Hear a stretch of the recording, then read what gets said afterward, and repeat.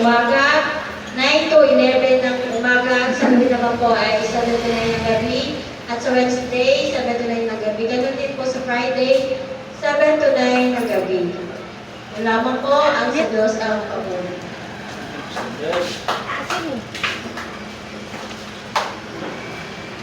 At dadako naman po tayo kung paano tayo pagpapalain ng ating Panginoon. Handa na ba tayo magbibigay para sa ating Panginoon? Yes. O, ito po ang sinasabi kong giving. So ngayon po, hindi na po tayo magtatagal. Tatawagin ko po ang mangunguna magsalita na walang iba ang ating Brother Ryan. Ito mo siya. Diyos ang kapapurihan. Kapatid ni Ronit. Ay, bulat pala. Minsan nagpalagabis sa bawat isa. Sino gusto magpalain, sumigaw ng amen. Alam ko, lahat tayo gusto magpalain. Kaya kahit anong hirap, kahit anong nangyayari, pinatuloy ko na alam ng Diyos yung mga pingilan natin. Kaya ako mag-aamos sa bawat isa. Alam mo, yung mga inaamot, dapat talaga mahamon talaga. Ako man, wala akong pabasahin na talata. Sabi nga dito, sa Malakias 3:10, dapat talaga sa atin, lagi talaga may bahagi sa Diyos sa ating buhay.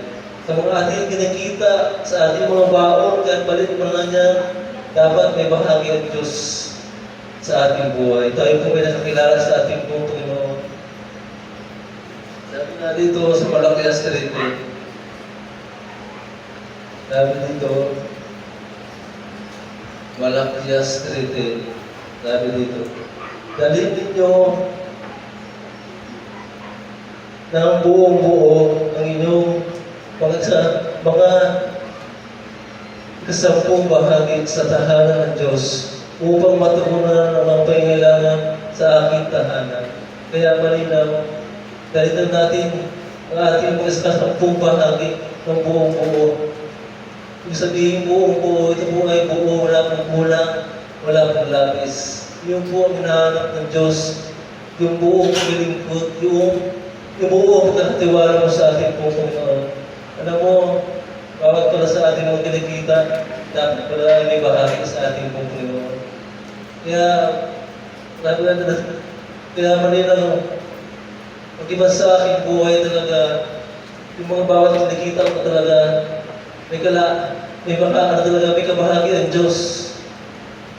Importante talaga may kabahagi ang Diyos sa ating mga kinikita. Sabi nga dito, subukin ninyo ako sa mga bagay na ito kung hindi ko buksan ang mga bintana ng langit at ibuhos sa inyo ang mga masaganang pagpapala. Kaya malinaw, sino gusto pagpalain? Lahat naman tayo gusto pagpalain. Dapat talaga meron tayong gagawin sa ating buhay. Sabi ng ating pong Panginoon, subukin ninyo ako sa mga bagay na ito. Kaya malinaw, subukin mo ang Diyos sa pagbibigay. Subukin mo ang Diyos sa pinansyal. Kaya nahamon ka ng Diyos kahit maliit. Subukin mo ang Diyos. Kung baka kahit sa maliit, kung baka kahit sa maliit, kung baka naano ka ng Diyos kung baka kahit sa tayo talaga, kahit sa baon mo talaga, may kabahagi talaga ang Diyos. Binabawasan mo na dahil sa baon mo. Yun ang hinahanap. Kaya dito, kaya pala, maraming nagpapala ang Diyos sa mga lingkod niya. Maraming nagpapala ang Diyos. Maraming nagpapatutuo sa God's Kingdom. Sa God's Kingdom talaga. Talaga tunay talaga ang Diyos. Yung mga tao sumusunod sa kalooban ng Diyos. Yung talaga ang mga masagalan na nagpapala ng ating pong Panginoon. At dito, ibuhos sa inyo mga masagalan ng pagpapala. Yung mga tao talaga mga tunay na sumunod sa kalooban ng Diyos. Na kahit sila walang-wala na, yung pa rin sila, tunay talaga pagkatiwala nila sa ating pong Panginoon. Alam mo, mag-iba sa aking buhay. Nakita mo yung mga yung mga tao magrasa, yung mga tao tingin mo yun. Namumuhay sila, wala silang trabaho, wala silang marami. Kasi ito talaga yung pagkaya.